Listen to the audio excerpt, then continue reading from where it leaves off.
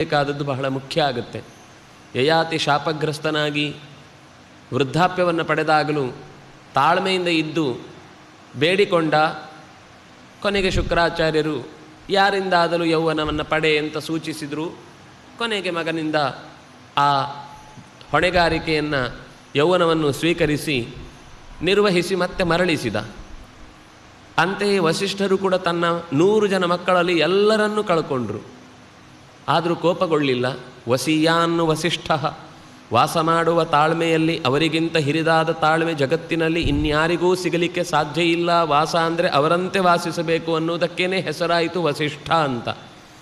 ಹಾಗಿರಬೇಕಾದ್ರೆ ಇಂಥವರನ್ನೆಲ್ಲ ನಮ್ಮ ಗುರುಗಳಾಗಿ ನಾವು ಹೊಂದಿ ಪಿತುರ್ನ ಪುರೋಹಿತ ಅಹ್ನಾ ಪುತ್ರಶತಂ ಜಜ್ಞೆ ತಥೈವಾಸ್ಯ ಪುನರ್ಹತಂ, ಪಡೆದ ಮಕ್ಕಳಷ್ಟನ್ನೂ ಕೂಡ ಹಾಗೆಯೇ ಕಳೆದುಕೊಂಡ.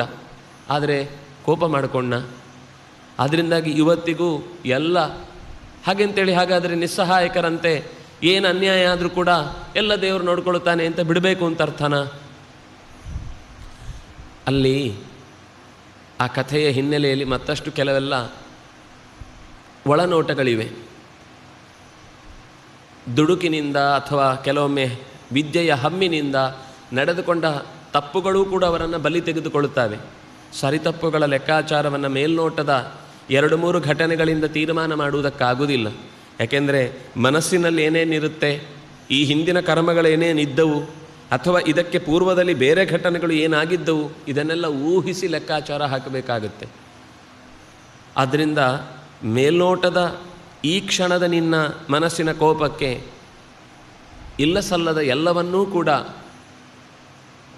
ಬಲಿಯಾಗಿಸಿ ಏನೂ ಇಲ್ಲ ಮುಂದೆ ಜಗತ್ತಿನಲ್ಲಿ ಅನ್ನುವ ಸ್ಥಿತಿಗೆ ಕಾರಣನಾಗಬೇಡ.